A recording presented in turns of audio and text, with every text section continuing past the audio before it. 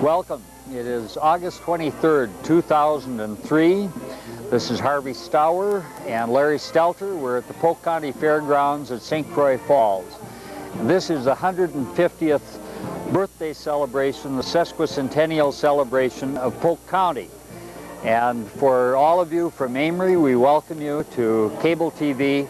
And for those of you from other communities who are going to be watching this tape, we're going to try and get in as many hours of tape and flavor of this birthday party as we can, and just run it occasionally so you don't have to spend 12 hours of popping popcorn and running to the refrigerator and watching the Sesquicentennial. But there are some beautiful things that have happened in the history of Polk County, and we want to share some of them with you today. So we'll be going first in a little while to the tent that is here. You can hear the music. President James K. Polk was walking around here a little while ago, and there is going to be music and history all over. So welcome to the Amory Almanac, and we hope you enjoy this history in itself of our Sesquicentennial celebration. I'm here with Joan Obie, who is the spouse of our great Congressman David Obie. And thank you for coming this morning to the Sesquicentennial celebration. I wouldn't miss it. One of the things that I have thought would be interesting is to find out, of all the years that you've been in politics and all the people that you have met from the world stage to the state stage to the presidents of the United States, all of those people, who are the persons that really stand out in your mind, Joan? Oh my goodness, it's impossible to talk about just one or two. We've met so many interesting, dedicated, wonderful people. If I think about the events, and one of the events that stands out in my mind was the special session when Reagan and Sadat came to Washington during the presidency of Jimmy Carter. And there was such hope. When they both appeared in the House chambers, there was such hope. Yeah. The air was almost electrified. Yeah. And it was just amazing to be present at that moment. That's one of the times I think about. That would have been a wonderful place to be, and that moment, I have such great respect, not only for Begin in that, but especially for Anwar Sadat, that of all of the great acts of courage in the history of the century. That's right. He knew he was putting his life on the line. Yeah. With a hope for peace and with his coming forward. And of course he did pay for it with his life. Yeah. Which was a tragedy. Who are, of the presidents that you have met, or some of the other people in Congress or in the Senate, who are the most memorable or the most engaging? Well, our own Senator Gaylord Nelson. It is wonderful. Dave tells the story about asking, who was it that asked Russell Long, Senator Russell Long, who is the greatest senator? And he said, well, the two greatest senators were Lyndon Johnson and Gaylord Nelson.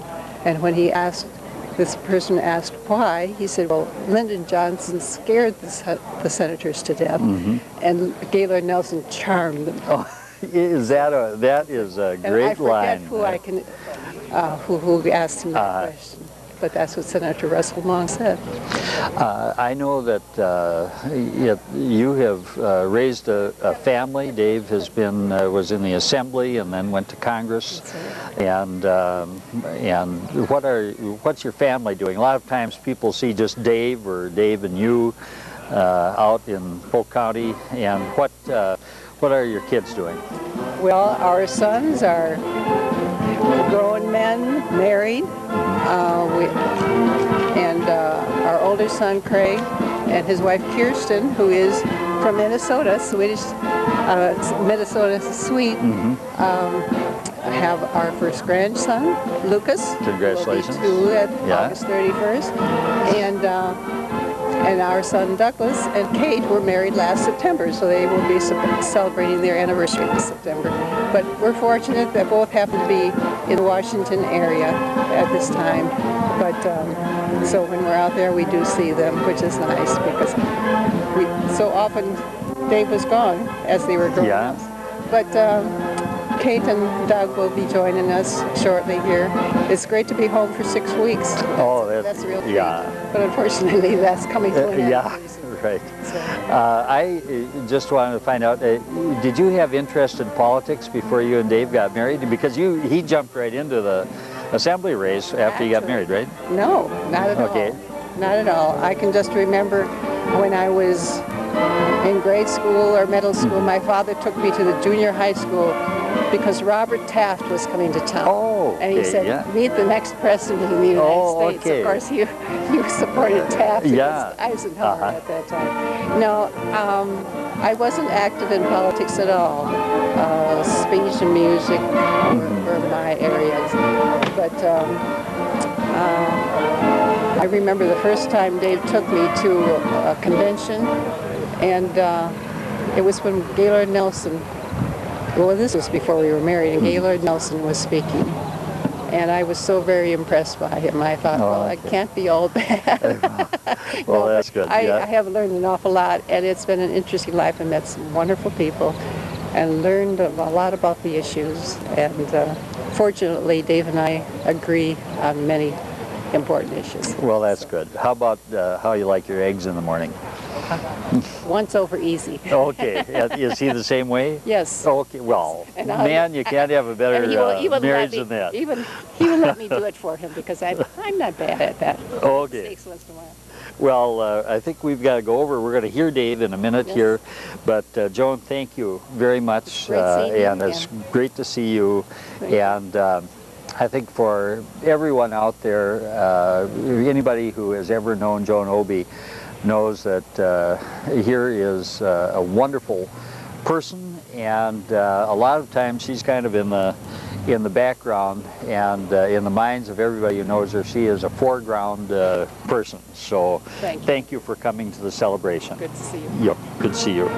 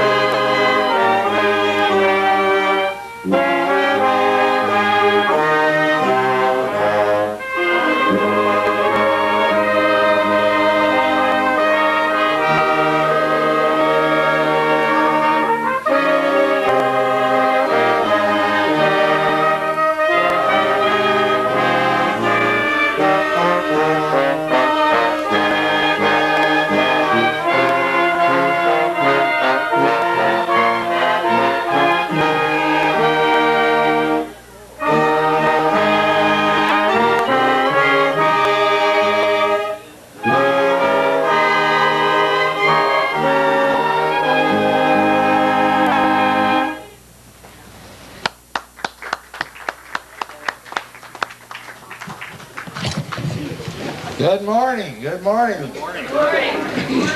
Welcome to our 150th anniversary of Polk County. We have such an array of things going on today that I won't even attempt to talk about all of them.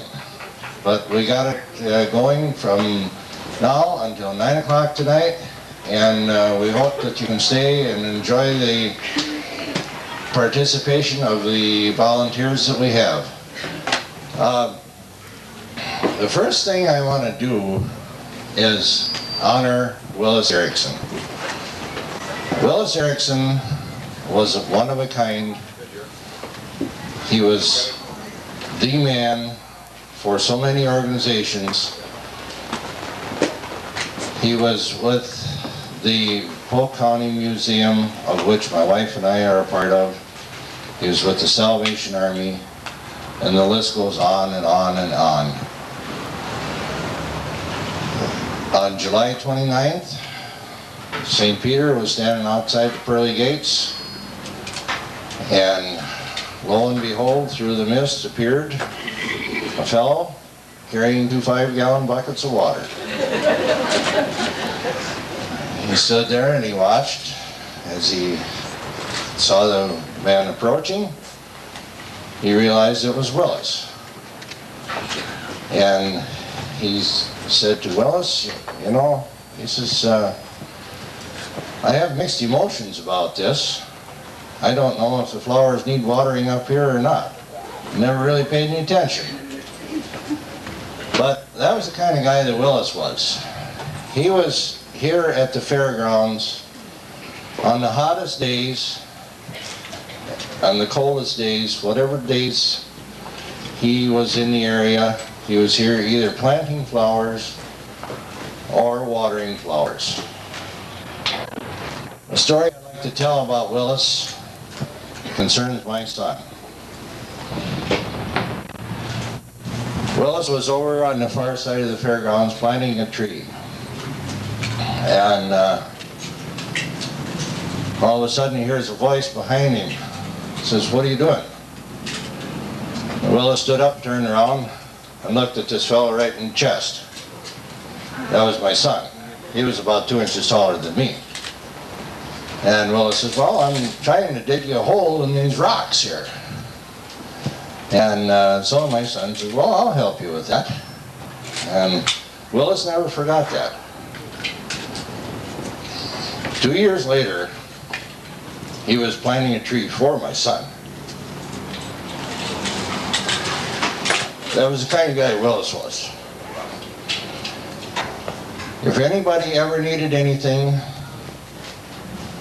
you call on Willis. If anybody ever thought of anything to question, they would call on Willis. Willis was looking forward to this as well as everybody else. All of his family, all of his friends, but he couldn't join us. He had a bigger job to do. So at this time, I think we should just all honor Willis with a big round of applause.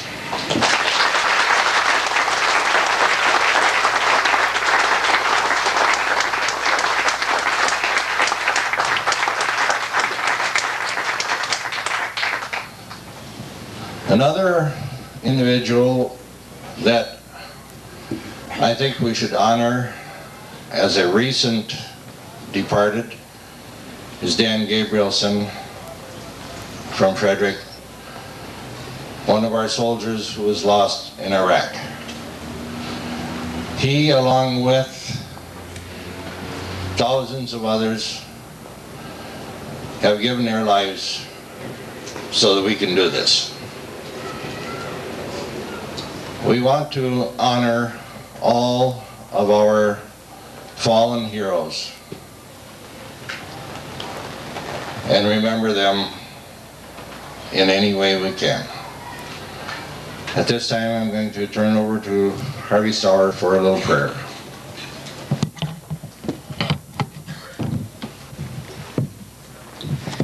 Let us bow in prayer. O God, who gives us the sun and the heat and the rain, who has provided a bounteous land for us in Polk County, who has provided wonderful neighbors and friends and the value of family. O God, we give you thanks today as we remember our history and as we build on those values. We give you thanks for Willis and the whole cloud of witnesses of all of those who have come before, of all our old friends and family members and neighbors, all of those who have been part of our lives who are with us no more, except in memory and in spirit. We give you thanks for all of this and for this celebration today. May it be blessed to us and to our memory. Amen.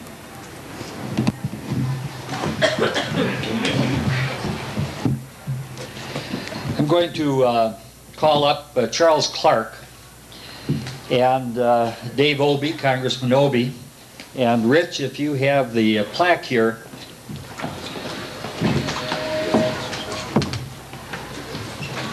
There have been many superb people in the history of Polk County. And today we're going to honor one of our native sons as the citizen of the Sesquicentennial of the 150 years. Gaylord Nelson from Clear Lake has had a great impact on this world. And I remember as a senior in high school in Marie Halverson's English class, we had to do a term paper, and I did mine on the history of Polk County. Had my driver's license. I went and picked up E.E. Husband, who had been the publisher of the Polk County Ledger Press and the Assembly, and spent 2 days driving him around all over Polk County, taking a look at all kinds of things. If he had interesting people he wanted me to meet, we would stop and do that, and it was an enjoyable project to learn about that history from Ed Husband. His great line was, when he met anybody, he always said, "I've been a husband all my life." And I also wrote to Gaylord Nelson, who was governor at that time, and asked him to talk about his thoughts about Polk County.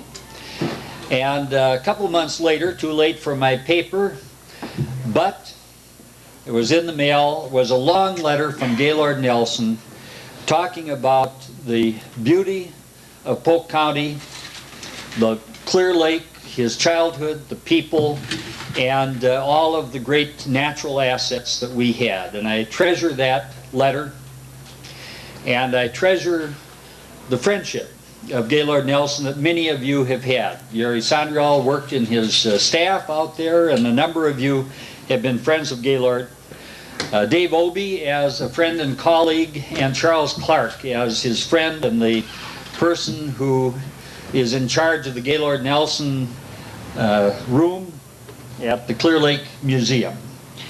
And we'll ask Charles and Dave to receive this citation and to deliver it to Gaylord, who unfortunately was not healthy enough to make it out here today. It says this: Gaylord A. Nelson was born in Clear Lake, Polk County on June 4th, 1916. He witnessed many of the transitions from the old ways to the new in the 20th century and exemplified the values of his parents. As Fighting Bob LaFollette was honored for representing the best of Wisconsin values in the 1998 state sesquicentennial, so we honor Gaylord Nelson at Polk County's sesquicentennial in 2003. Gaylord Nelson has never forgotten his Clear Lake and Polk County roots. He has never forgotten the underdog nor neighbor in need. His wit and sense of humor are legendary. He showed his courage by serving his country during wartime in World War II and by warning his country of the dangers of war 2 decades later. He served Wisconsin with distinction in public office as a state senator, governor, and United States senator for over 3 decades. As a leader of the Wilderness Society and author, he has worked to educate the world community on respecting and saving our planet. As a major conservationist in the history of the United States, Gaylord Nelson founded Earth Day in 1970 and established the St. Croix Scenic Riverway and the Apostle Island Preservation Act. And in 1995, Gaylord received the Presidential Medal of Freedom. His impact on our nation and the world truly has been significant. For all of these achievements and many more, Gaylord A. Nelson is hereby honored as Polk County's Citizen of the Sesquicentennial, our most prominent citizen of our 150 years. We give thanks for Gaylord and his work, and to Kerry Lee and his family for sharing him with us all. From the Sesquicentennial Committee, Polk County Historical Society, August 23rd, 2003. And Dave and Charles, if you'd come up here and receive this plaque and deliver it to Gaylord, and let's give Gaylord a hand that he can hear and watch.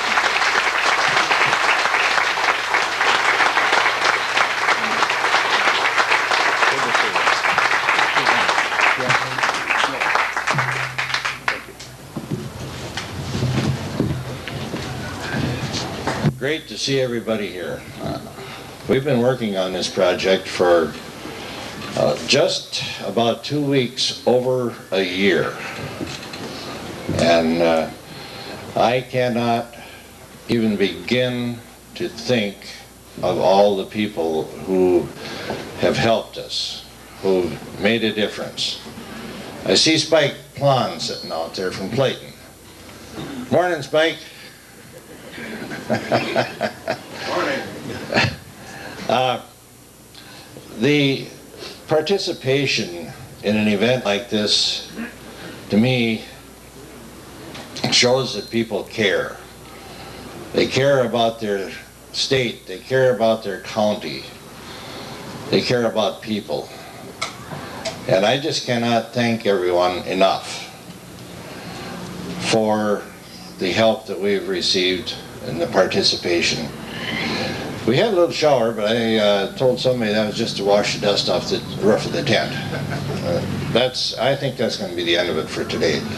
So once again, I hope you just make a day of it and enjoy everything. We've got so many things going on that, like I said before, I just can't say all of them. With that, I would like to introduce our Congressman David Obey.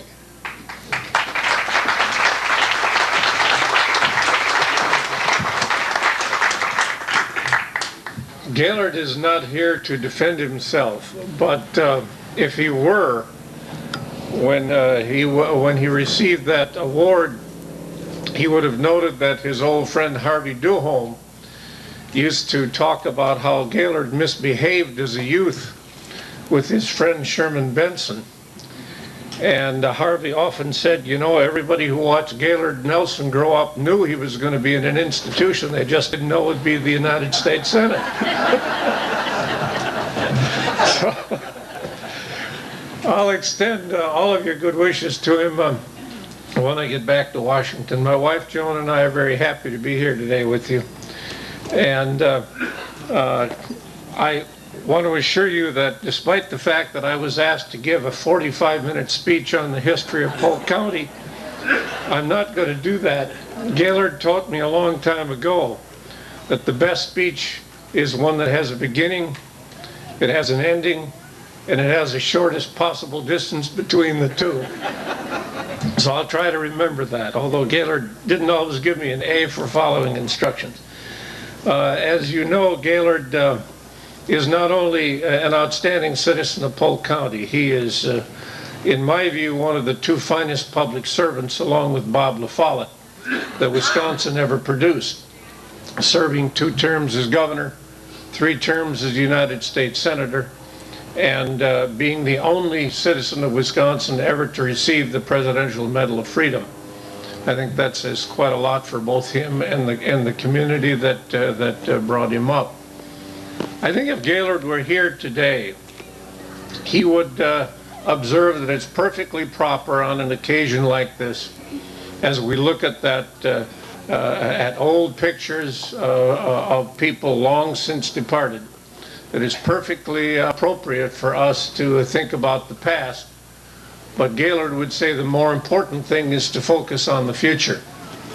And I think if he were here, he would make the point that we owe those past pioneers a lot, but we owe those who will come after us a whole lot more.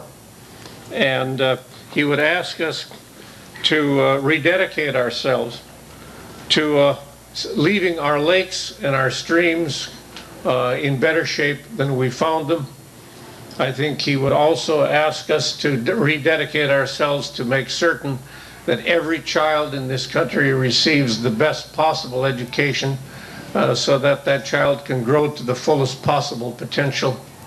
And I think above all, he would ask us to remember that great countries and great communities are built when people care as much about their neighbor as they care about themselves.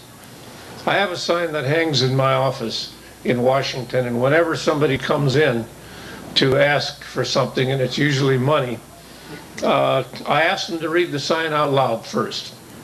And that sign says, is there anything that you want me to do for somebody else that's more important than whatever it is you want me to do for you. And I think if Gaylord were here, he would say that that is the key to building a decent society, to remember that the interests of the other person are every bit as much important as our own interests. And if we remember that, someone will be here in another 150 years celebrating the greatness of this country and the greatness of this county. So I would, in that spirit, urge you to remember the things that Gaylord had stood for and the things that have made this country great, because those are the values that will stand us in good stead in the long run. Now what I would simply like to do is to present to whoever would like to take it a flag which is flown over the Capitol of the United States in commemoration of this occasion. So here you are, and here's the certificate.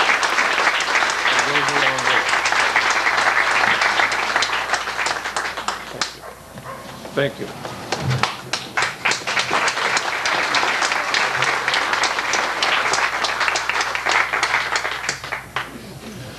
Thank you, Congressman Obie.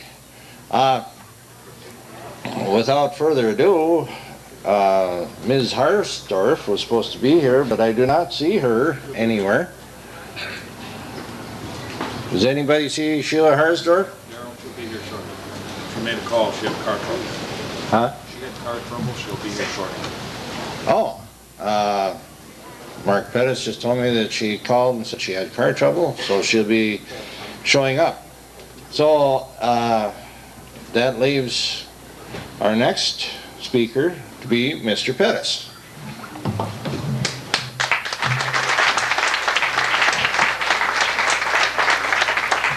Thank you, Darryl. I always got to move these things down no matter where I go, but there's one advantage of being short. When you have a big picture taken, the short people are always up front. But it's great to be here, and happy birthday, Polk County. Born and raised here.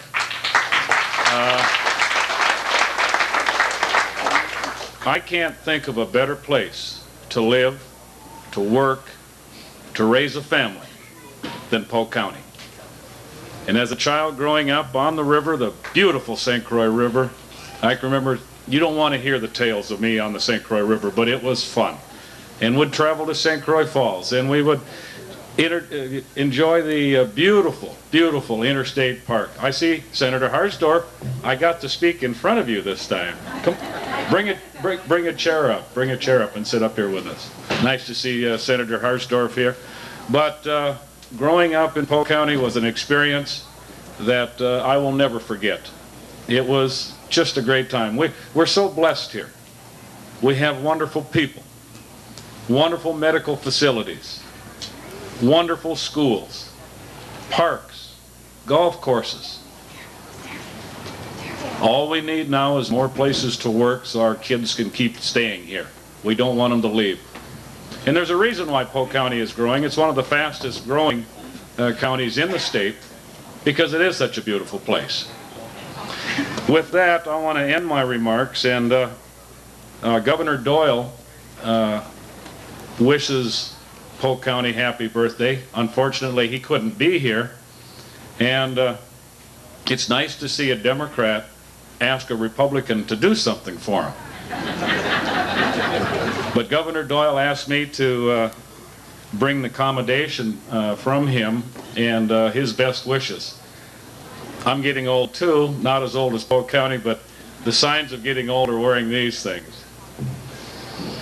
Whereas Polk County, which spans an area of 917.3 miles with a population of over 41,000 residents, was formed 150 years ago in 1853 and named after James Knox Polk, the 11th President of the United States. And whereas Polk County's economy in the early years was based on the logging industry, which often culminated in log jams on the St. Croix River, such as the one in 1886, which had logs backed up to a point 2 miles above the falls of the St. Croix and took 175 men to break.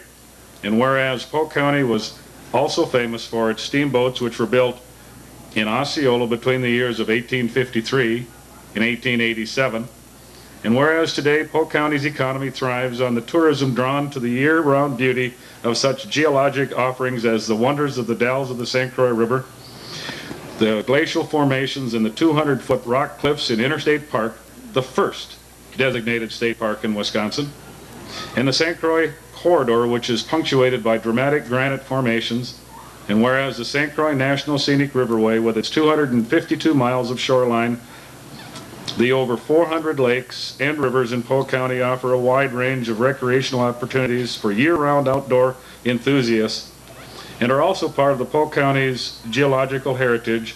And whereas in addition to the geological wonders, the county's 5 parks, 7 golf courses, and 350 miles of snowmobile trails offer recreational enthusiasts options for every season. Now therefore, I, Jim Doyle, Governor of the state of Wisconsin, do hereby congratulate Polk County, Wisconsin on the occasion of its Sesquicentennial celebration and extend my best wishes for continued growth and prosperity, done at the Capitol in the city of Madison this 20th day of August in the year 2003. And this is from Governor Doyle, and thank you very much for attending this.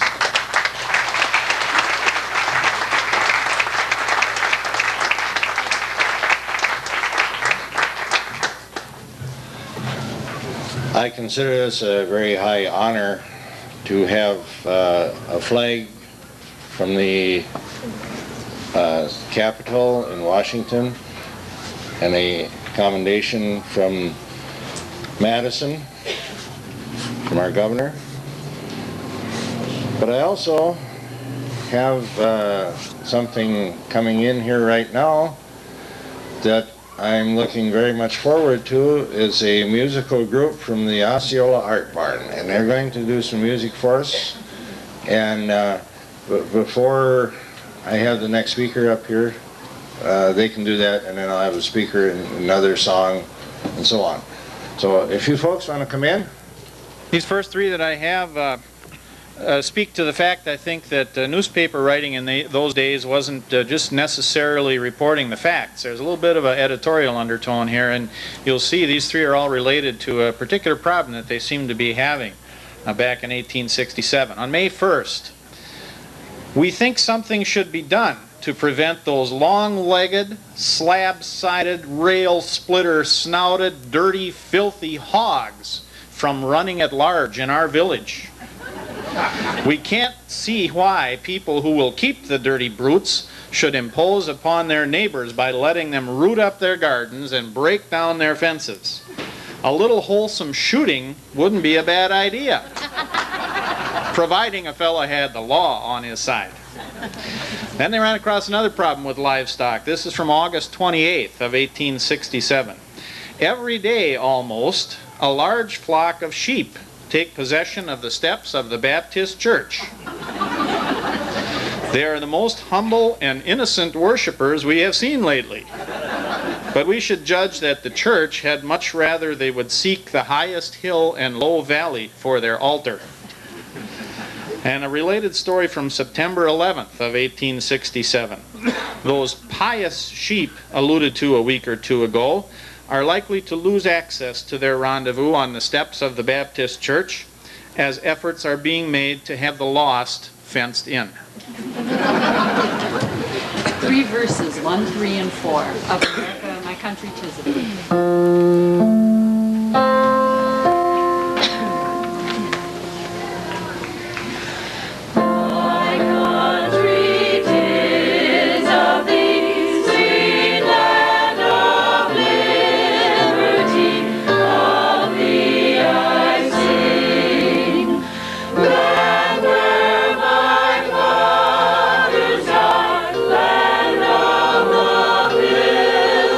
Right,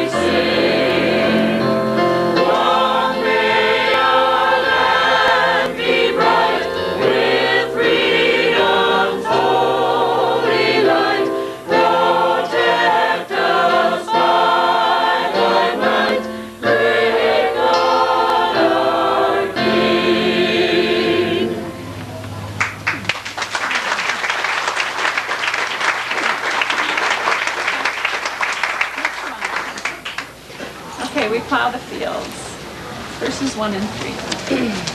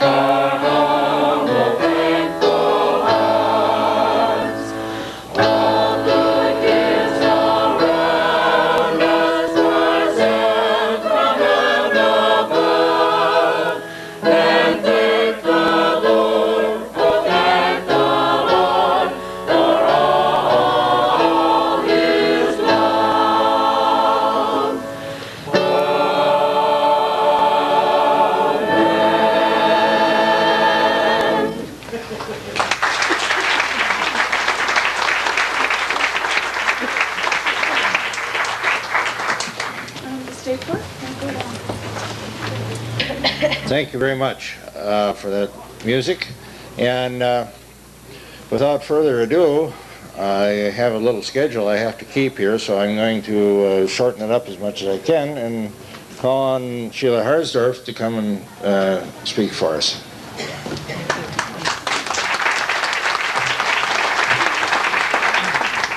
It's a pleasure to be here, and congratulations. What a wonderful celebration. And you know, thank you for those beautiful selections, and the good news is we have more to come.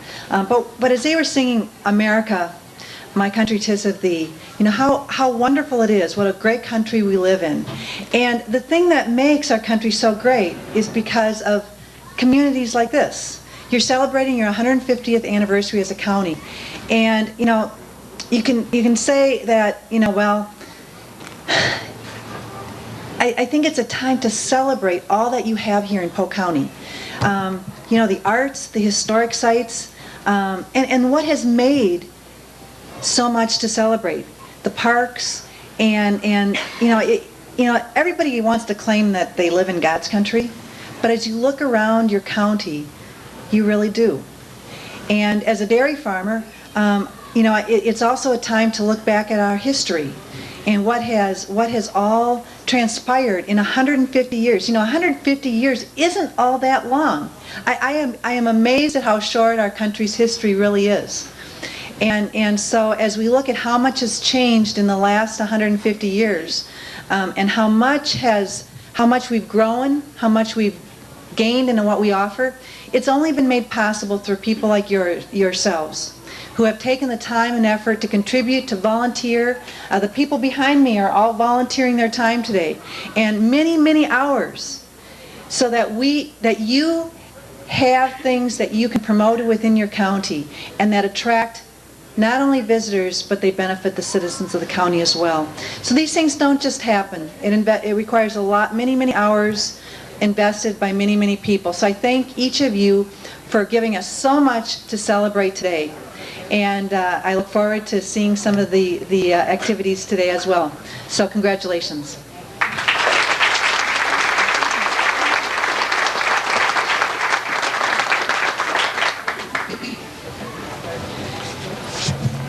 Are you ready with more music? Mm-hmm. Okay, we'll have that. And only animals that apparently they had trouble with, and they reported everything that went on. On October 8th, 1869, it was reported that 2 sacks of wheat were taken from Ebenezer Ayer's granary one night by a wheat thief. Farmers, file the teeth of your dogs sharply and keep a lookout for the thieves. May 27th, 1870. We learned that one of the numerous band of porkers which perambulate our streets met with an accident which caused it to cease breathing one day last week. October 28th, 1870. Samuel Tansett of Horse Creek brought into the office of the Polk County Press a rutabaga turnip that measured 50 inches in circumference and weighed 34 pounds.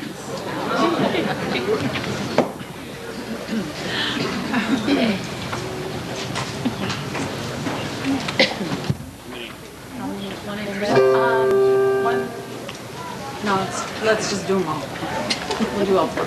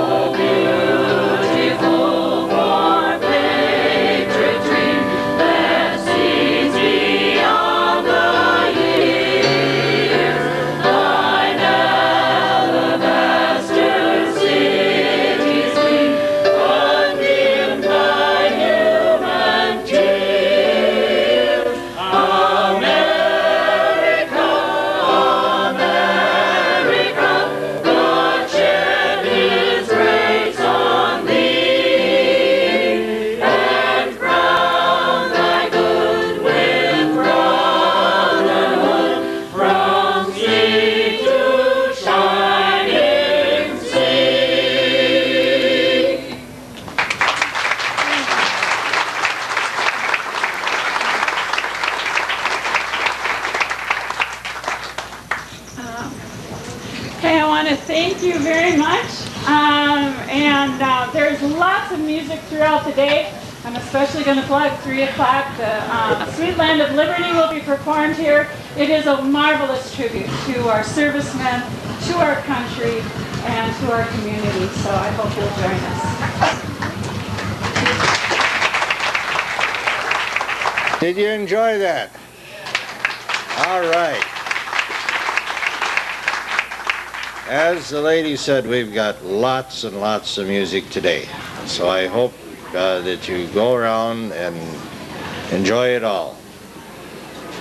Polk County was named after James Knox Polk. And there's a fellow sitting behind me that claims to be that man. I'm going to try and get him up here and see if he can verify that or not.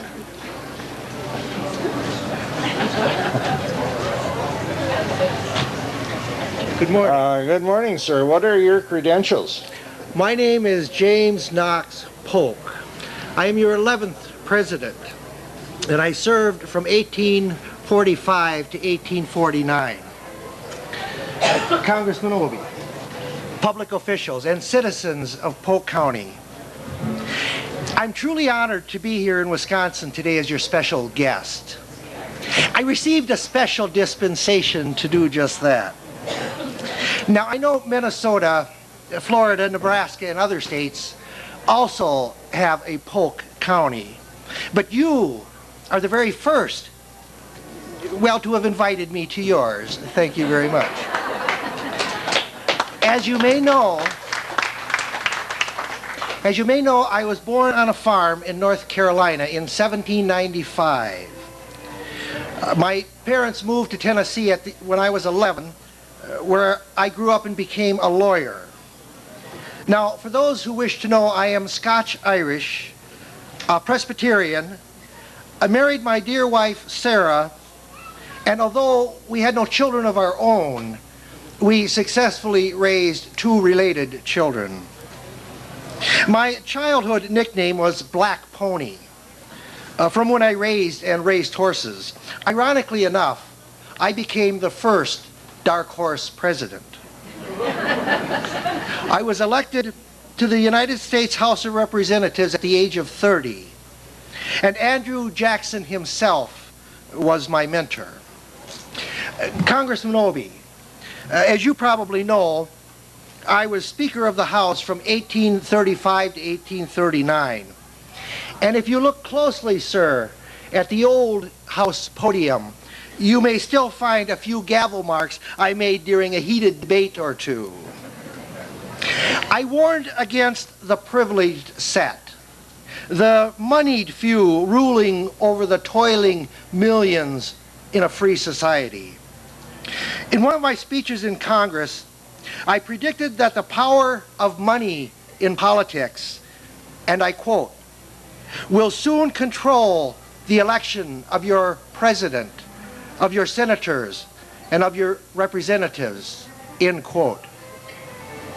I served a term as governor of Tennessee and was elected president on the Democratic ticket in 1844.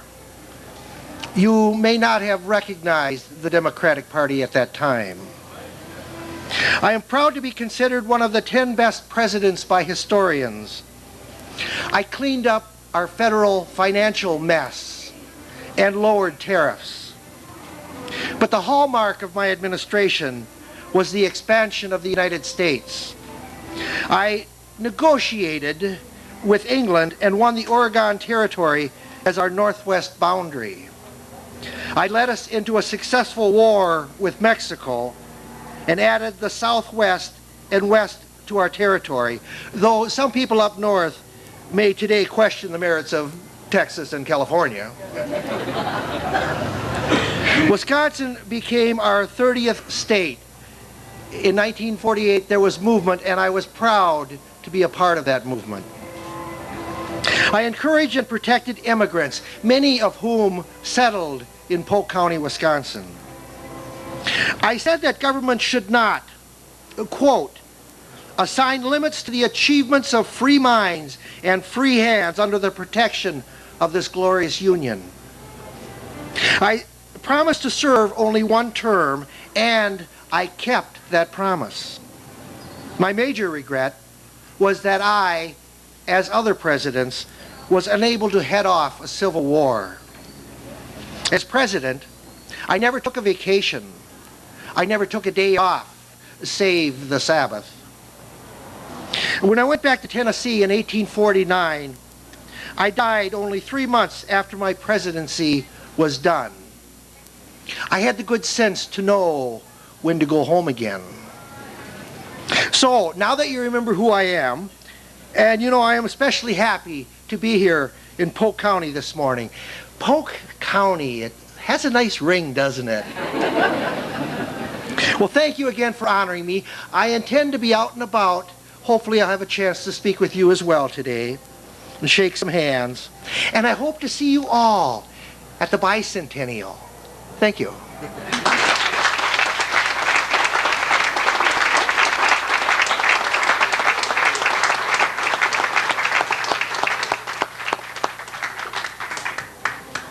That's a hard act to follow. We have Betty Jensen from the Sterling Eureka Laketown Historical Society here with an item that I believe she wants to give to the Polk County Museum.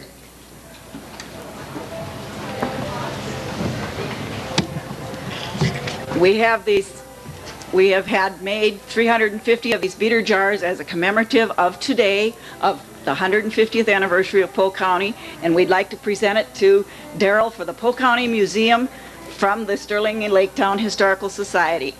We also have something else here from the Swanson family that are going to present to the museum. On behalf of the Sterling Eureka Laketown Historical Society and the Armstrong family, I'd like to present this picture and poem to the Polk County Museum. The Society chose this picture and poem for 3 reasons. First, it is a picture of the Old Man in the Dells, which is a truly unique rock formation to Polk County. Second, the picture was taken by A.M. Brown, a resident of Polk County who lived in Frederick, Wisconsin. And third, the poem was written by a lifelong resident of Cushing and St. Croix Falls by the name of Jenny Armstrong, which is my great-grandmother. So we'd like to present this to the Polk County Museum.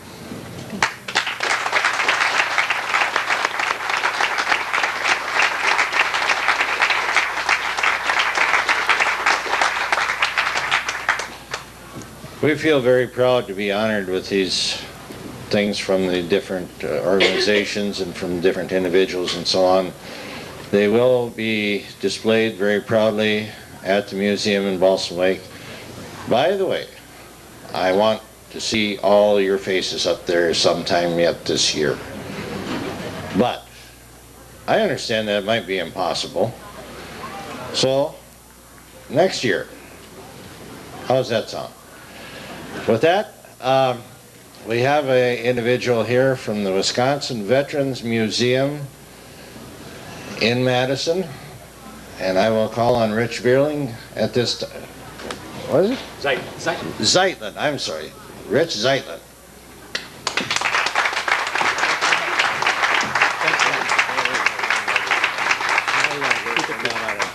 Okay. Well, I'm glad that you're not on a tight schedule, but I'll try to keep it as brief as I can. It's a great honor to be here, and I'm very pleased to be among such honored guests. Congressman Obey, Senator Harsdorf, Representative Pettis, and my old friend Harvey Stower, who I have great affection for and have known for many, many years. I was asked to give a little something historical in nature, dealing with the history of military affairs, and that's what I want to do. I think in terms of looking at the Sesquicentennial and the history of this area and the United States, one of the things that I think that is most important about the history of the United States has been the fact that we have checks and balances in our government. We have a government that is strong on both the federal and the state and the local level. It's a government that is not controlled solely by one source or another. this phenomenon of a government with checks and balances is true in the military history of the United States as well as in all other areas. The Founding Fathers saw fit to keep the federal military forces very small, controlled by the federal government, the executive branch particularly, and keep the states in a position of authority in military affairs too, by allowing the states to have, it was particularly true in the last century, large forces which they called the militias. No place else, best representative of that phenomenon was the Civil War. Civil War illustrates all these features, and it's an area of specialty of mine, so I'm going to concentrate for a little bit on that. Wisconsin, the Civil War was a very important conflict in American history. It was more costly in terms of casualties and death than all of the other American wars combined, and Wisconsin played a major role in the Civil War. Wisconsin, which had a population of about the size of today's city of Milwaukee, sent 91,379 people to fight in the Civil War. 1 in 9 became casualties, and 1 in 7 were killed. Let me give you the statistic for World War II. In World War II, Wisconsin sent 300,000 people, but only 1 in 45 became casualties. Civil War was very consumptive of human life, very hard, very destructive, and Wisconsin played, as I said, an important role. A number of famous units, the Iron Brigade, for example, composed of the 2nd, 6th, and 7th Wisconsin Infantries, became the most famous brigade in the Union Army. Now, the Union Army was very large. Those 3 Wisconsin regiments, out of a total of 3,359 regiments, took the highest casualties in the Union Army in the Civil War. All of these folks came from Wisconsin, 96% by volunteer. They volunteered to serve their state. The reason they were called the 2nd, 6th, and 7th Wisconsin is because the troops were not federal troops, but state troops. They were raised by the authority of the state, and in fact, they were owed their allegiance to the governor and the people of Wisconsin. The federal government commanded them, but it was the states who had the responsibility to raise, equip, and send forth these troops. Really an illustration of this phenomenon of the dual military, a federal military and a state force. The Civil War, as I said, was very destructive, very difficult, very cruel affair with high casualties. But it did settle some of the major problems that had been vexing American history. The question of slavery, for example, which had driven the country apart for many years, a great tension over that institution, that was settled forever. The United States, from that point on, stood for freedom for all. And there is, my belief is that the freedom for all, coupled with the checks and balances that we have so that the majority cannot overtake the rights of the minority, and that the minority does not totally rule the majority either, has really characterized, it's a unique characteristic, and we've been very fortunate to have achieved that goal. The Civil War did do that. It also settled the question of which government had the majority of the power to run the country, whether it was the local governments or whether it was the federal government. So the Civil War, I think, did solidify the important component of the federal authority and set us on a branch to promote the future and modernize the country along the lines that we now have. What I'm here to promote is the memory, to be able to appreciate the contributions that have been made to our country, our state, our county, by the veterans of the past. We are blessed by having. It's important to have, to remember, to recall, to have a sense of gratitude for the contributions of the service and sacrifices of the veterans who have contributed so much to our past. World War I, World War II. World War II created the modern world. Many people, in fact, I have some statistics here. There are 810 World War II veterans living in Polk County today. There were thousands of people who participated in that war from Polk County. These are the people who have made the modern time.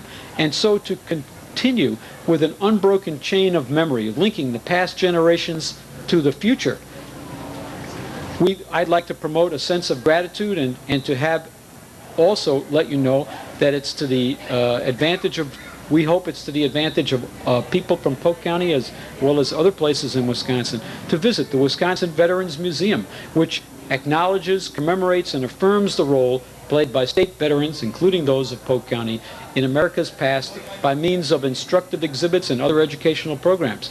We have a free public museum. We've won many, many prizes. We are an activity of the Wisconsin Department of Veterans Affairs, and we provide what we hope will be, we fulfill what we hope to be the educational mission of remembering the contributions of our veterans so as to have a sense of gratitude for their many contributions. Thank you very much. I also want to say that Harvey asked me to bring copies of a book that I had written about Wisconsin's role in the Civil War, about Old Abe, the War Eagle, a mascot who came from Chippewa Falls area. And I have several of these that I brought, and you can see me right afterwards over here, and I can, if you want some, I can provide them. Thank you very much.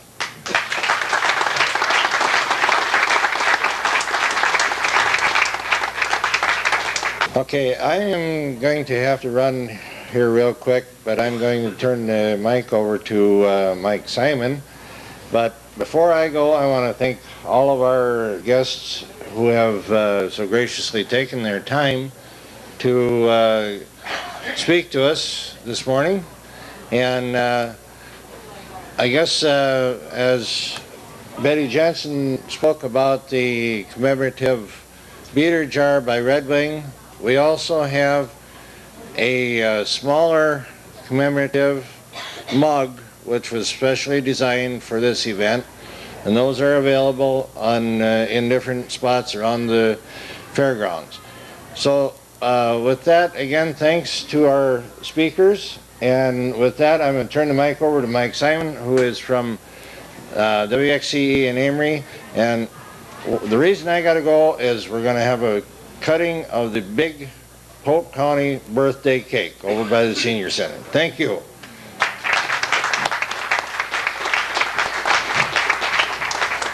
Good morning, everybody. Once again, let's thank Harvey Stour, Congressman Dave Obey, Rich Zeitlin from the Veterans Museum in Madison, Mark Pettis, James K. Polk, Senator Sheila Harsdorf for making time in their busy schedules to come down and make our presentations for the 150th celebration for Polk County.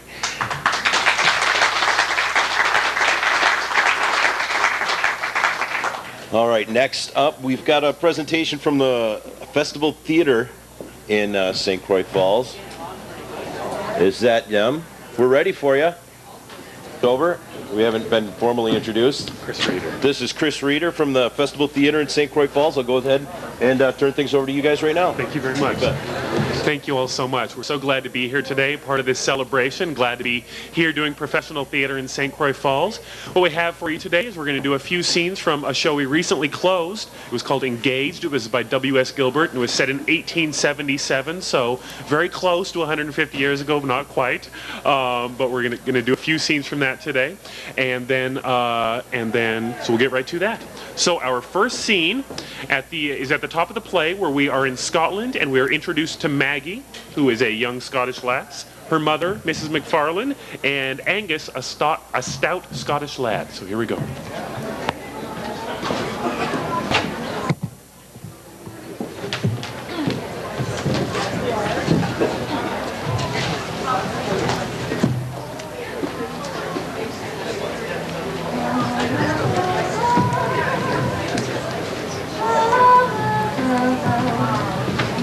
Who is it? Angus!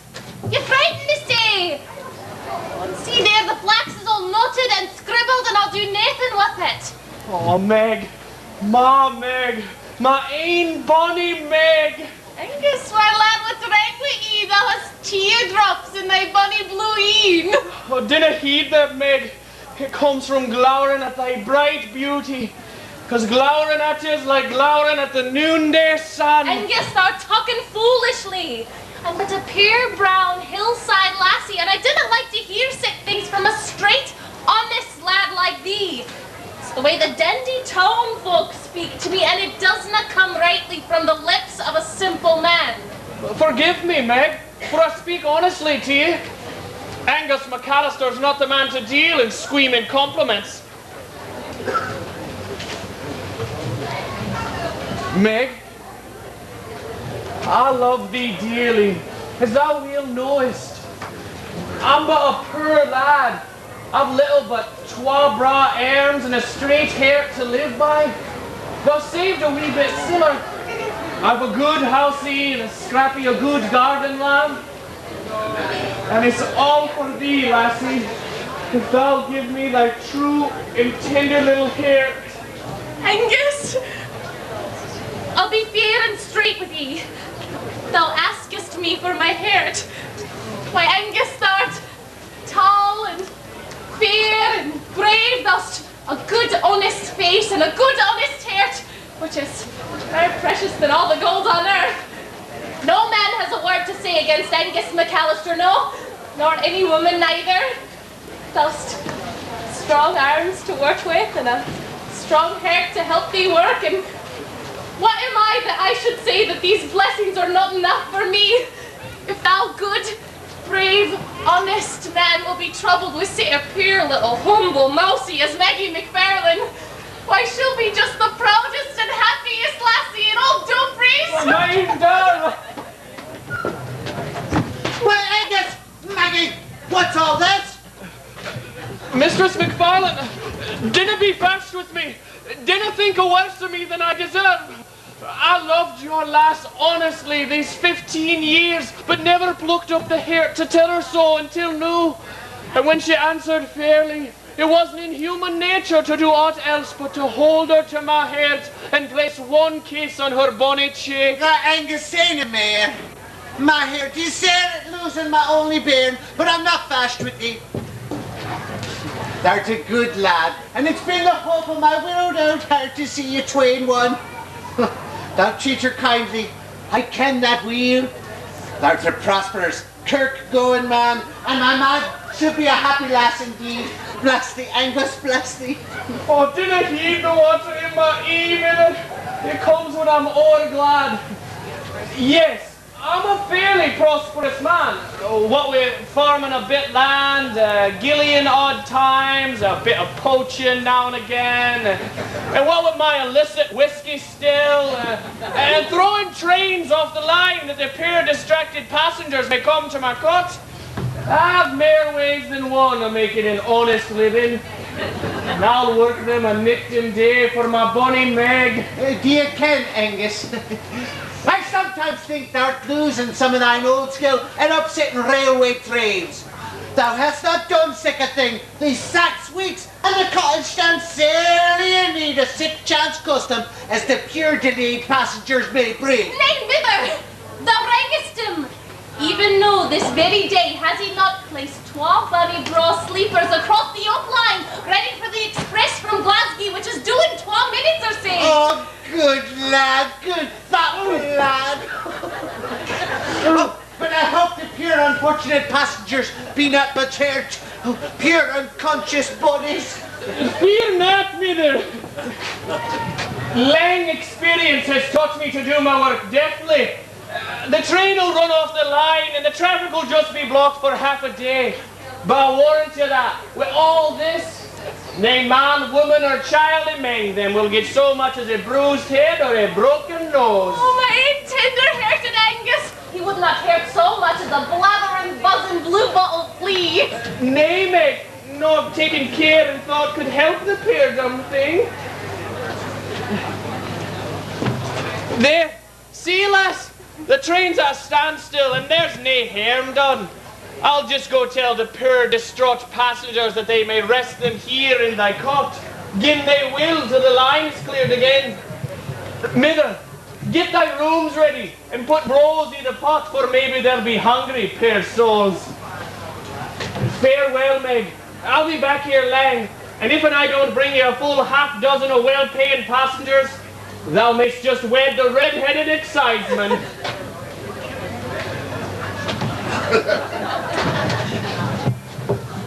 Oh, Mither! Mither, I'm all happy. I've nae deserved it a good fortune as to be the wife of yon brave, honest lad. Thy old mither's here to sail at the thought of losing you. For hitherto she's just been all the world to you. But now thou cleave to thine Angus, then thou'lt learn to love him better than thy pure old mither. But it mun be. It mun be. Oh, nay, Mither, say not that. For a good girl loves her husband with one love, and her mither with another. They're not alike, but neither is greater or less than the other, and they dwell together in peace and unity. And that's how a good girl loves. And that's a good girl, man. Oh, a very good girl indeed, Mither. A very, very good girl. No, I'm right sure of that. Well, now, the pure belated passengers will be here directly, and it is our duty to provide for them such pure hospitality as our humble roof will afford. It shall never be said of Janie McFarlane that she ever sent away the traveller fainted from her door. Oh, my own gentle-hearted Mither.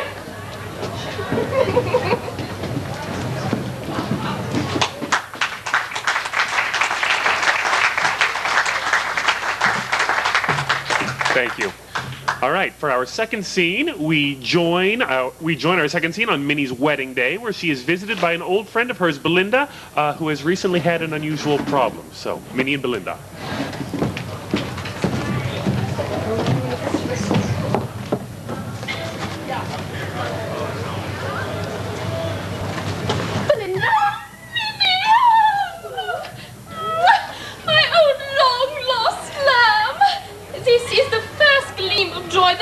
In my darksome course this many and many a day, and in spite of the change the time and misery have brought upon me, you knew me at once. Oh, I felt sure it was you from the message. Oh, how wondrously fair you have grown. And this dress, why surely this is a wedding dress. Those tarts, that wine, surely this is not your wedding day. Yes, dear, I shall be married in half an hour. Oh, strange chance. Oh, unheard of coincidence. And to whom?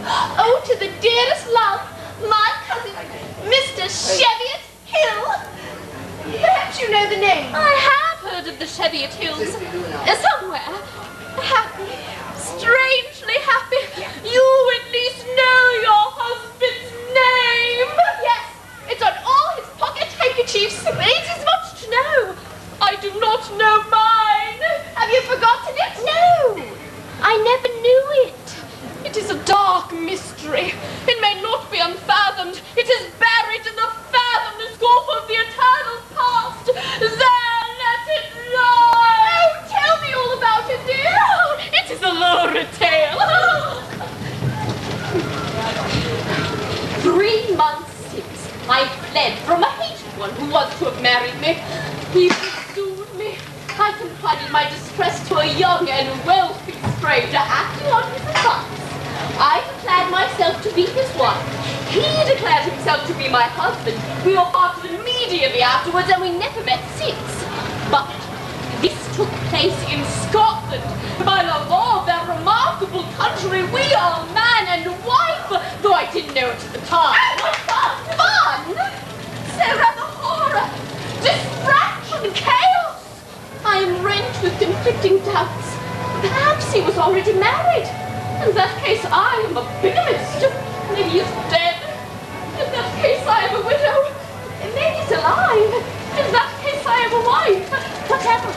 Am I single? Am I married? Am I a widow? And can I marry? Have I married? May I marry? Who am I? Where am I? What am I? What is my name? What is my condition in life? If I am married, to whom am I married? If I am a widow, how came I to be a widow, and whose widow came I to be? Why am I his widow? What did he die of? he leave me anything? If anything, how much, and is it saddled with conditions? Can I marry again without forfeiting it? Have I a mother-in-law? Have I a family of stepchildren, and if so, how many? And what are their ages, sexes, sizes, names, and dispositions? These are the questions that rack me night and day, and until they are settled, peace and I are not on terms. Oh, dear. Tell me about this noble boy who is about to make you peace. Has he any dross? I don't know. I never thought to inquire, but Papa could tell you. Have those base and servile things called settlements been satisfactorily adjusted? I don't know. It never occurred to me to ask, but Papa knows. Oh, the same artless little soul. Yes, quite artless. Quite artless. But now that you're here, you'll stay and see me married. Oh, I would willingly be witness to my darling's joy.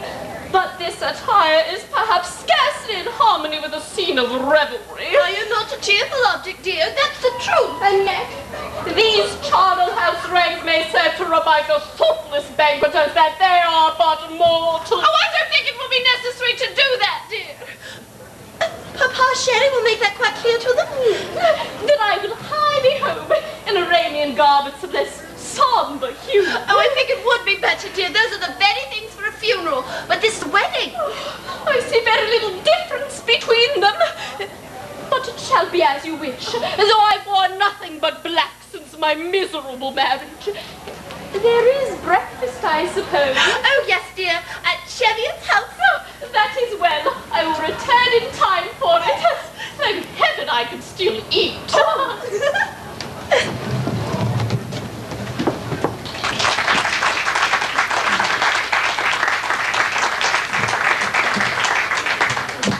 Thank you. For our third and final scene, as the play progresses, Belinda and Minnie find out they are both possibly contracted to the same gentleman, Cheviot Hill. While Cheviot is away trying to solve their problem, the ladies are comforted by Cheviot's old friend, Belvany.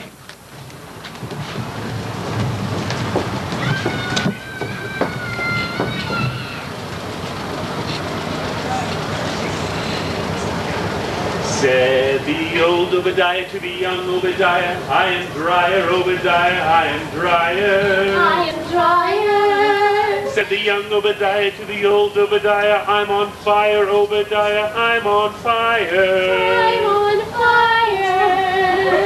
Oh, thank you, Mr. Belvany. How sweetly pretty that is. Oh, where could I get it? Oh, how marvelous is the power of melody over the soul that is fretted and harassed by anxiety and doubt. I can understand how valuable must have been the troubadours of old in the troublous times of anarchy. Your song has soothed me, sir. I am indeed glad to think that I have comforted you a little, dear ladies. Dear Mr. Belvany, I don't know what we should have done without you. Or what with your sweet songs, amusing riddles, and clever conjuring tricks. The weary days of waiting have passed like a delightful dream. It is impossible to be dull in the society of one who can charm the soul with plaintive ballads one moment, and the next to roll a rabbit and a guinea pig into one. Oh, you make me indeed happy, dear ladies. But my joy will be of brief duration, for Cheviot may return at any moment with the news that the fatal cottage was in Scotland, and then, oh, Belinda, what is to become of me? How many issues depend on that momentous question? Has Belvany 1,000 a year, or is he ruined? Has your father that convenient addition to his income, or has he not? May Maggie marry Angus, or will her claim on Cheviot be satisfied?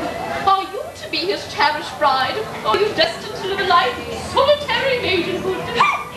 Am I Cheviot's honoured wife, or am I but a broken-hearted and desolate spinster?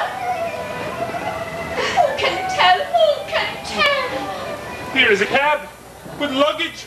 It is Cheviot. He has returned with the news. Ladies, one word before I go. One of you will be claimed by Cheviot. That is very clear. To that one, whichever it may be, I do not address myself, but to the other, whichever it may be, I say I love you, whichever you are, with a fervor which I cannot describe in words.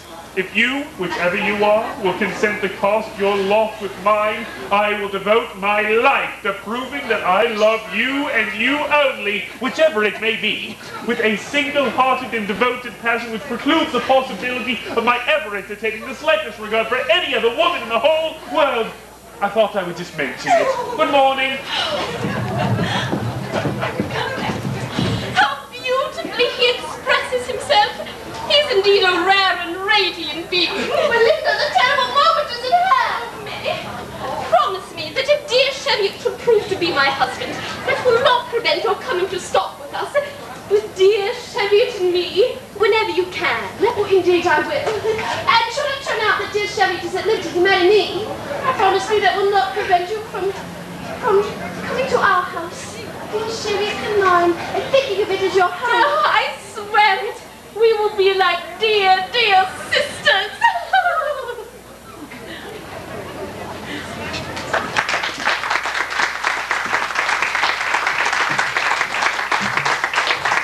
Thank you very much. Let me bring the rest of the actors up on stage and introduce them to you.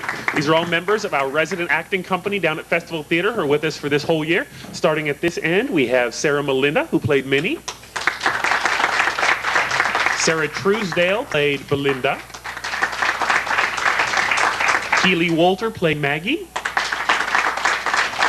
Sean Cassidy played Mrs. McFarlane. And Nicholas Kessler played Angus. Next week, we open Bus Stop down at Festival Theater, which is by William Inge. It's an American classic. The movie starred Marilyn Monroe. If you ever saw that, it's a great show. You will see all of these actors on stage in it if you come down and join us. It'll be playing for the next 4 weeks down at Festival Theater. Again, thank you so much for inviting us to be here today. So glad to be part of this celebration and so glad to be doing professional theater here in Polk County. Thanks again.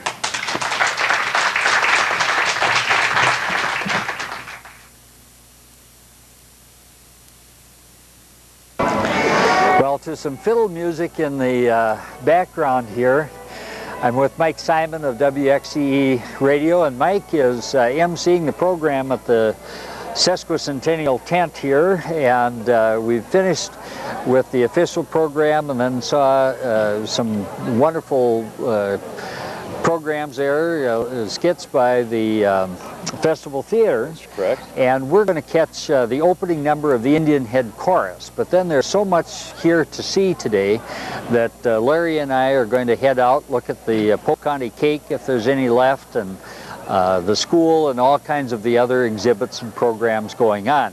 But Mike, what's going to be coming up here today, just so we've got it on record for history? We may try to catch a few more of these things. All right. Well, actually, after the Indian Head Chorus, we've got some cloggers from Polk County that are going to be on stage, and they performed around the area. Most people are pretty familiar with them. Larry Lee Phillipson, yes, Rockabilly Hall of Fame. He's going to be playing at 1:30. 2 o'clock. From Frederick, a town named after a boy. It's a skit that's going to be performed. At 3 o'clock, the community choir is going to be here, and the River Valley Brass Band is going to be playing at 4. Well, some good entertainment here. I think Absolutely, that's a lot of just music, excellent. a lot of drama, very good entertainment. And I was so, this is such a nice breeze here today. When when they were singing America the Beautiful, I was singing the Let Freedom Swell the Breeze, and it just came right through that tent. Here you are with all kinds of people out there, and it was just that has left a lasting impression. Absolutely. It's a good day out here. Beautiful day out here. Well, Mike, thank you for volunteering to jump in and MC the rest of the day here. And we're going to catch bits of it off and on, and then the rest of the time head out. We're going to go to school and have some cake and maybe have some able skeever. I don't know what I've all. I've already tried it, actually. The able skeever is very good today. Okay, well, I think that'll be our lunch. So, looks like the Indian Head Chorus is marching our way. Larry, if you want to catch the chorus marching across the grounds here, that looks good. Oh. Thank you, Mike. Thank you, Harvey. Yep. Yeah.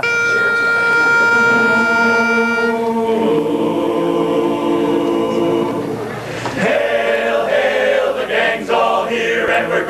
back to Dixieland.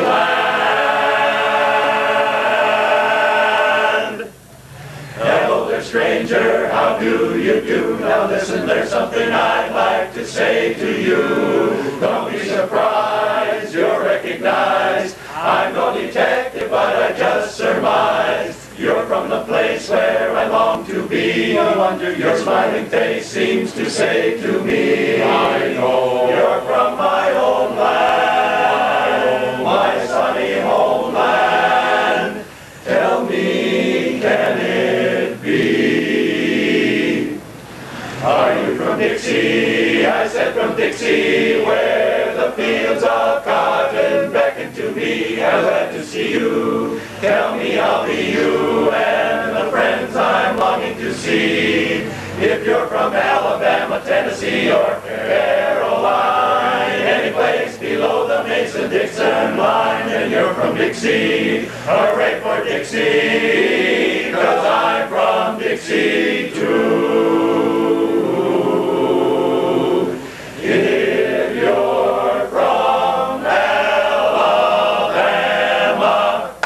Tennessee, or Caroline,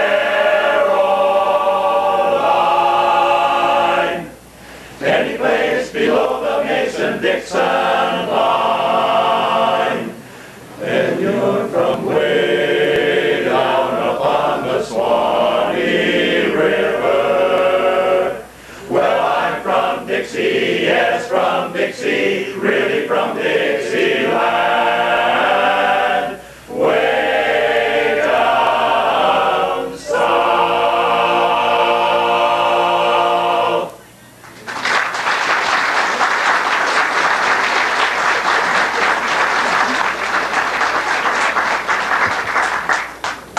Thank you, ladies and gentlemen. Can you hear back there all right? Last time I asked that, some guy down front said yes, and he said, well, I'll trade places with you then. You know. We are members of the Indian Head Chorus of Polk County, SPEBSQSA, and today we're under the direction of Sean Goodmanson and Steve Swenson. Just sit back, relax, hope you enjoy our program. We're going to bring out another old favorite, Babyface.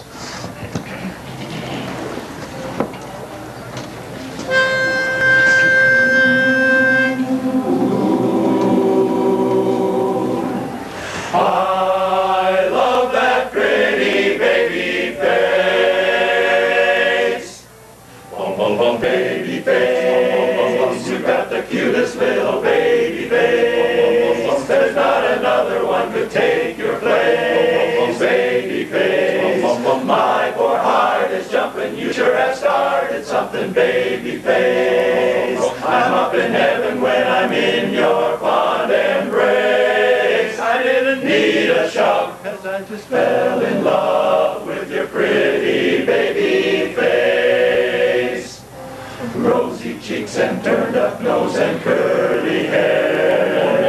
I'm raving about my baby, raving about my baby. Pretty little dimples here and dimples there. Don't want to live without her. I love her, goodness knows. I wrote a song about her. And here's the way it goes.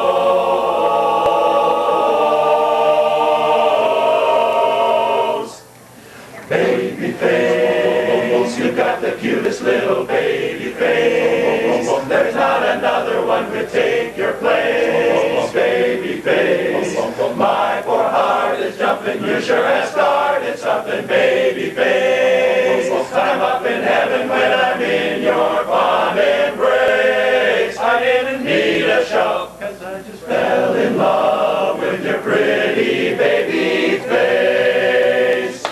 I didn't need a shout, 'cause I just fell, yes, I fell in love with your pretty baby. Love that pretty baby face.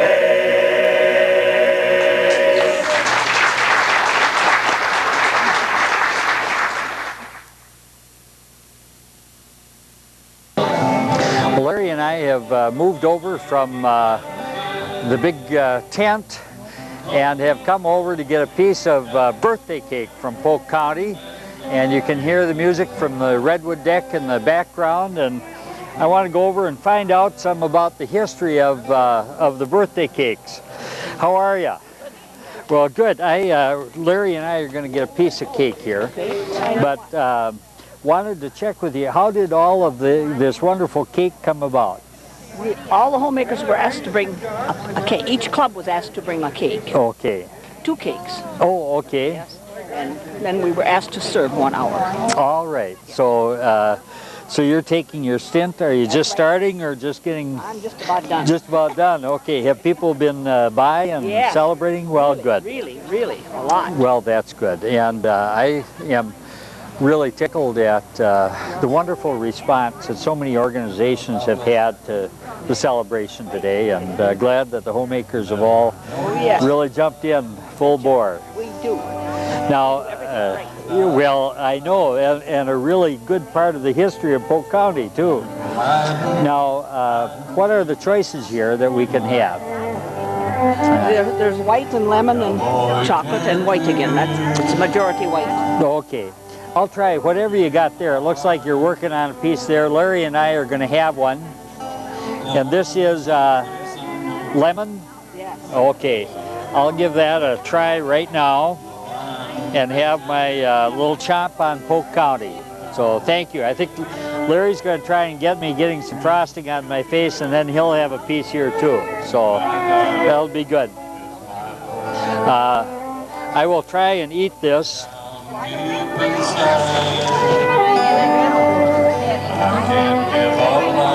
Got cake? And I've got cake. That's right. Well, while we were trying to get all the cake, which is still kind of all over here, Larry and I ran into an old friend, Sarah DeLuca. And Sarah has been a prominent author from Polk County, and is back from Georgia, where she moved just, about a year ago. And Sarah, I want to first tell you how great your books are. For anybody who has not read Dancing the Cows Home and the book of poetry that you have, here's Dancing the Cows Home. If you want to read a wonderful story about growing up in the Milltown area, but it's so, it strikes at home with Polk County just so well. This is probably as descriptive a book as you can about family and the life of Polk County, told in a wonderful way. And then the poetry that Sarah has here. This is called Songs from an Inland Sea.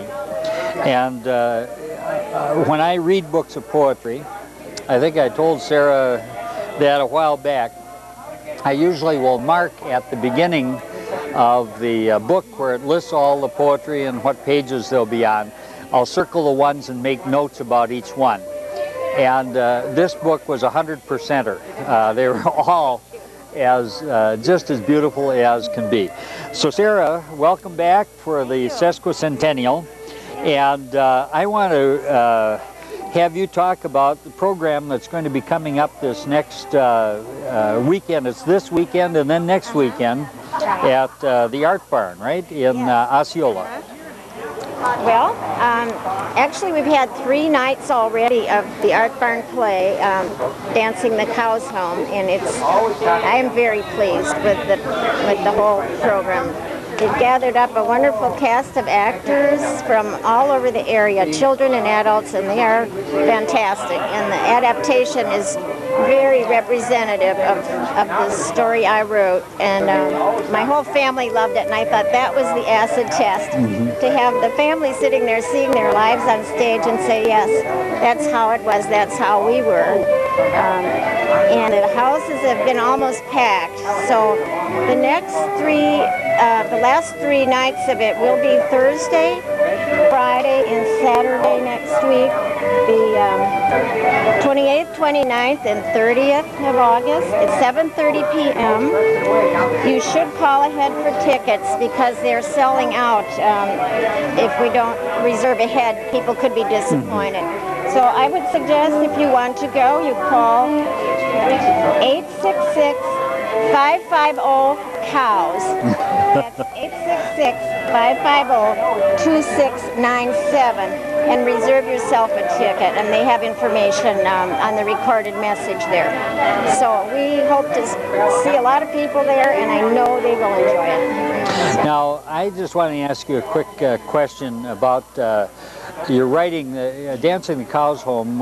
You were on public radio all over the Midwest and everywhere, and got wonderful reviews. And how is that continuing to sell, or are you looking for a new one? Well, I do need to do some new work. This book was written in 1996. Well, actually, it was written over a period of about 10 years, but it was published by the Minnesota Historical Society Press in 1996, and the poetry was published in 1998. And I'm continually gratified by the reports I get from the press about the sales. But of course, a writer needs to keep writing. So I'm working on a collection of stories from the 1920s and 30s based on a lot of family letters and area history that I've collected. So we'll get going on that. And history is my big interest, and this region will always be home and always be probably the setting for most of my stories, because I have great material from here, and this is home forever, and I want people to know how it used to be and what their roots are all about, and how we have built this society and this culture that is unique to the area. Well, I am so glad you're able to be back for the birthday party, and we'll come and see you Thursday night, and I'm glad they've extended it so that we'll be able to come and enjoy it. This is Sarah DeLuca, one of the prominent authors in the history of Polk County. Well, another person who has played a prominent role in the cultural history of Polk County is Eunice Early from Frederick, who has probably entertained as many people at nursing homes and churches and programs and everything all over with her beautiful voice and music as anybody in Polk County. So Eunice, it's wonderful to run into you. You too. And you have a great outfit on there and are so slim that you're looking good in there. I don't know, have you got a corset under there? Or, no, okay. But this was Dr. Arvison's wife's, Mabel's, wedding dress. Okay. And she was a little thing, about 5'2", and a little on the heavy side, and so we did a little altering. All right. And that helps. R.G. Arvison was a prominent physician at Frederick, and was on the Board of Regents of the University of Wisconsin, and very prominent person in Wisconsin, one of the leaders in Polk County history. And so it was Mabel Arvison, right? Right. And I feel real honored to have it. yes. And this old material goes through everything. It went through our fire, and the cleaners couldn't do anything, and so I washed it in half bleach and half water and soap, and got the black out, and it didn't hurt the fabric at all. Isn't that something? Yeah. And I think this probably was early 1900s. It would have had to have been if it was a wedding. Yeah. And when I had a lady button it up for me this morning, do I dare say Here, this Larry, on yeah, the why don't radio? you can turn it, just Buttoning look it at up, that and she close-up says, work there. "Oh, Dr. Arvison must have had a very frustrating night on his wedding night." Okay. How many? You got a couple hundred there, I guess. Well, probably not the only frustrated night he had. I'm sure. Many, yes. He was a wonderful man. Well, Eunice, we ended up here just taking a look at some cake pans, and it's Detman.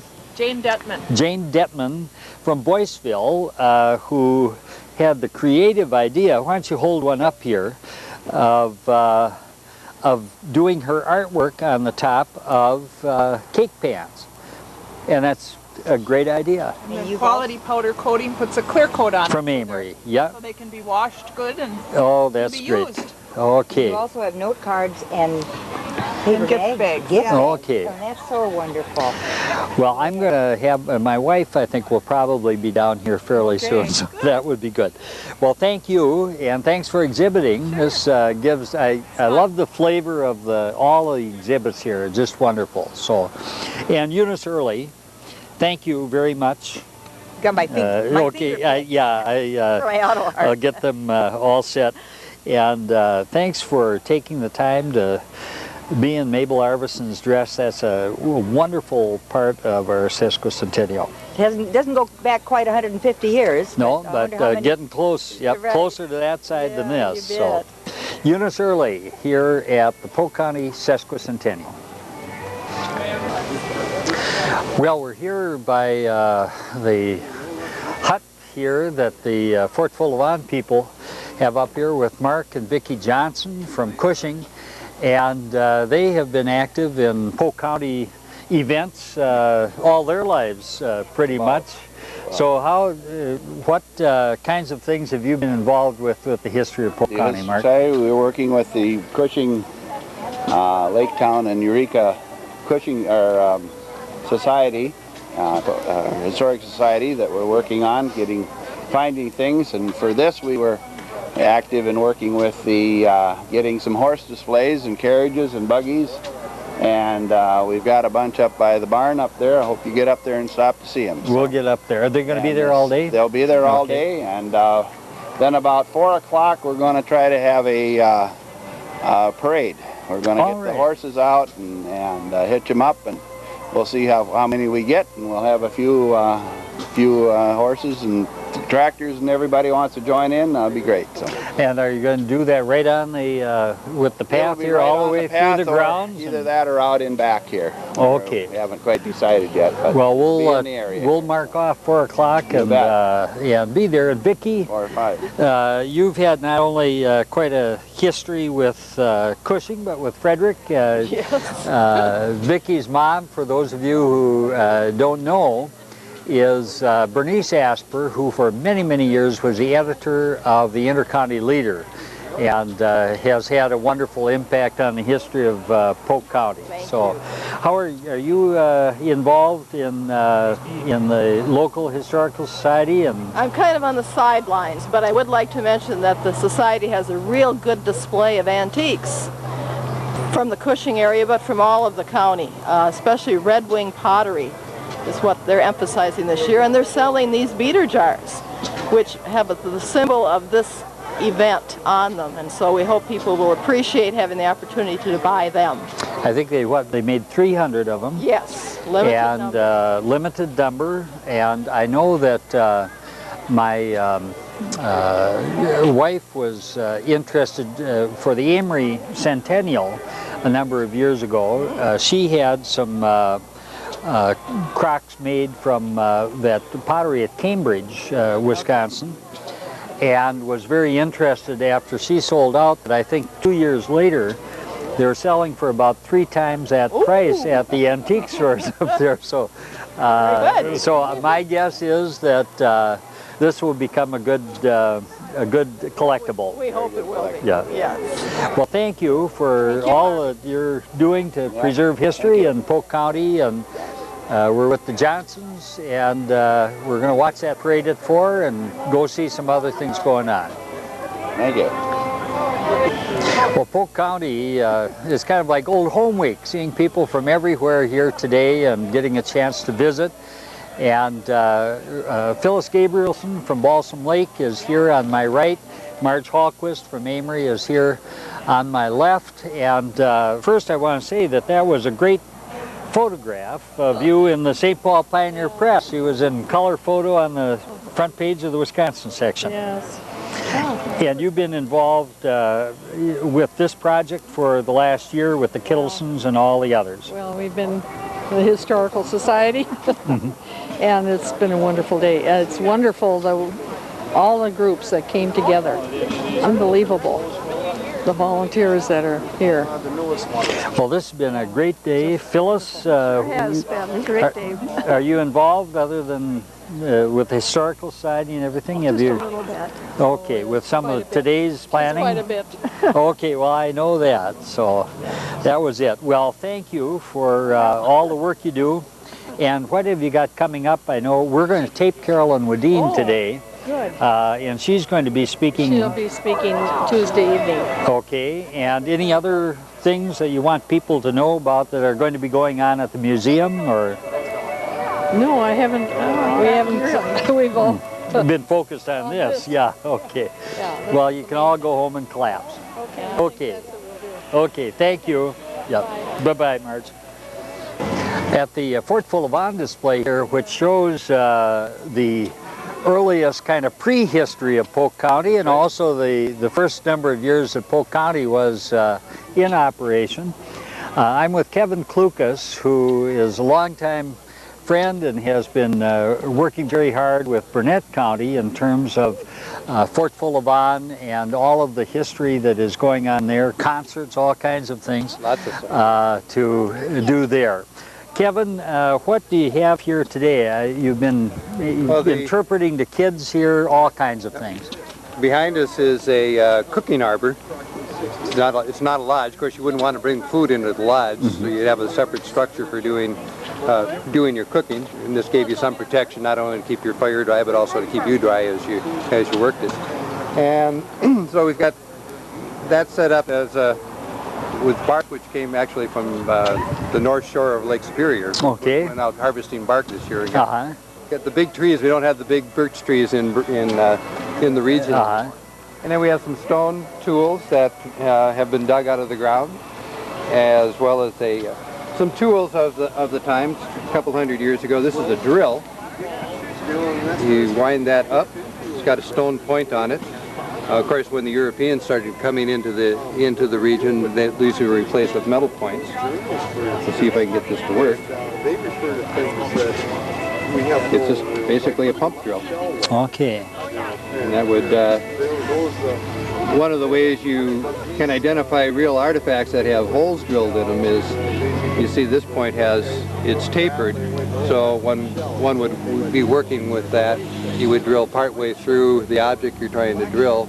You would give sort of a tapered point to it, or tapered hole to it, and then people would turn that over and come from the other side, so you'd have a tapered hole. One way to identify real artifacts. And then, of course, you had your spare points that you always brought with you, your spare bits. Times haven't changed. Times haven't changed, that's right. You got to get some sharp ones once in a while. Muscat points. When the traders came into the region, of course, they brought metal objects that made work a lot easier. And it was a relationship between the Europeans and the Ojibwa native communities that really was interdependent on one another. Okay. The traders came in, brought tools, metal pots, textiles, and in exchange they got, of course, the furs. And he's looking at that one. Actually, we have a beaver. Okay. Oh, look at the This is what drove the fur trade, is the beaver. And they came to Qualavon or into this area because they wanted the beaver for making beaver hats. You weren't anybody unless you had a beaver hat. I see you don't have one, so. That's it. Just call me Neil. That's right. And actually, they never used the long hair when they were making beaver hats. They had this short under hair that, I mean, that's the driving force of the fur trade, is those short hairs, and they used those. The beaver was unique in their pelts because those short hairs have little barbs on them. So in the felting process, they would shake those hairs together, they would interlock, it would become felt, and that would mold into the hat. And then the smooth silk. Silk, yeah. They did use other animals, other furs for making hats as well, but it wasn't, the quality wasn't it was more expensive. And they used mercury in order to make those other hats because the mercury was then the binding agent. You didn't have that natural binding that the beaver had to it. Already, and which The problem with that is mercury gave you mercury poisoning. It made you go a little crazy. Yeah. The Mad Hatter in Alice in Wonderland, that's mercury. Because of mercury poisoning. Okay. The Hatters went crazy, went a little mad. Yeah. That's what brought the Europeans here. The early settlement of both Polk and Burnett County depended on that, or was as a result of the fur trade. Larry, I don't know if you've had a chance to pan all of the different artifacts that are here. I think there's one here, the one that's over there that he has were these from the collection at Fort Full-of-On?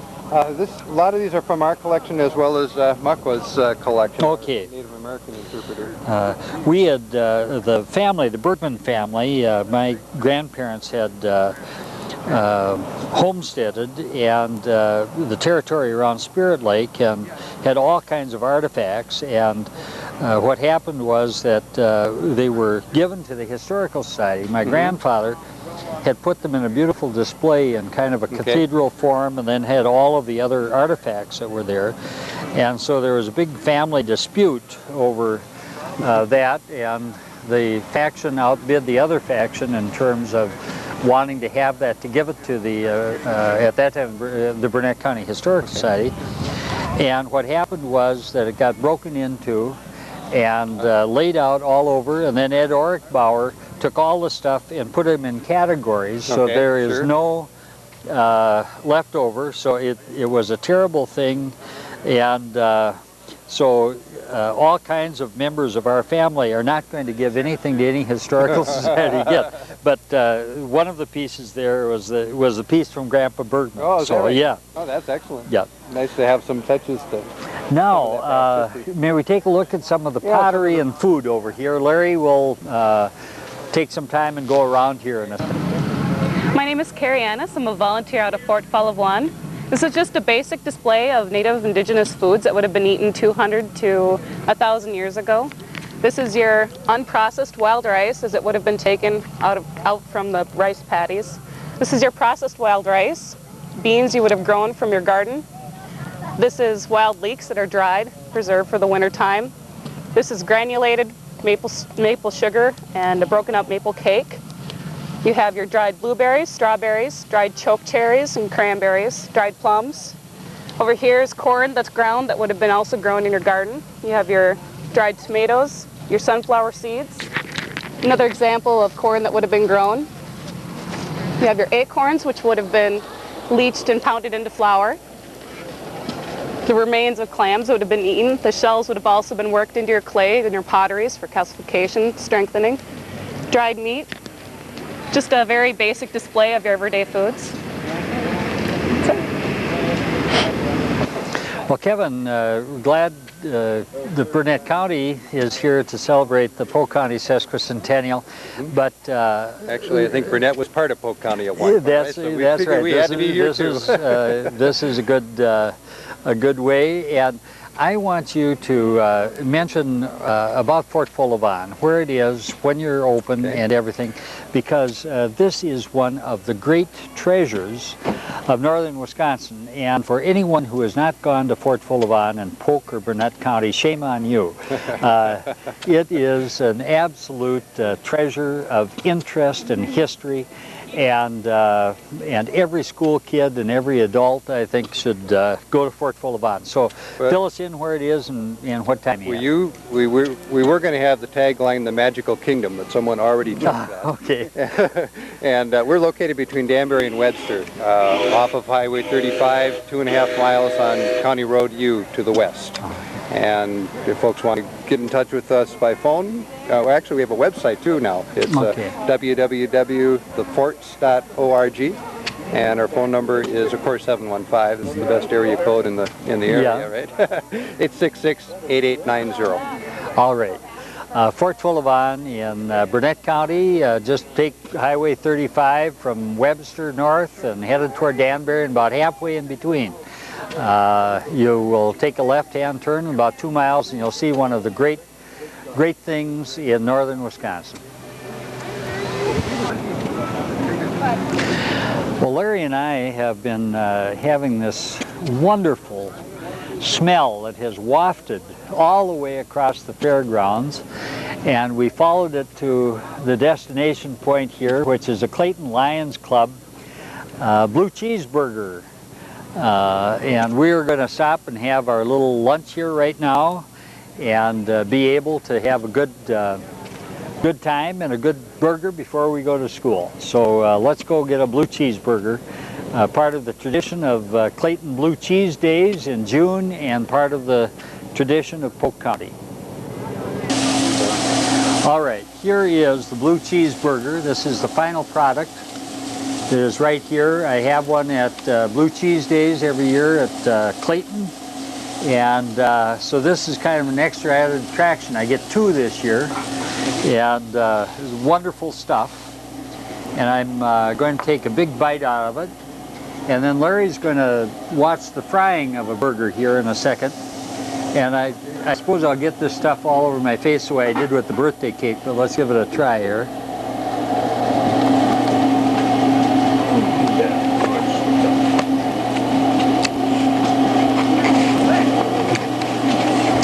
That's good beer. No, that's a good, wonderful blue cheeseburger. The best you can get in Polk County. And we'll give you the Sesquicentennial Award for Clayton Lions Club for 150 years, the best blue cheeseburger in the history of Polk County.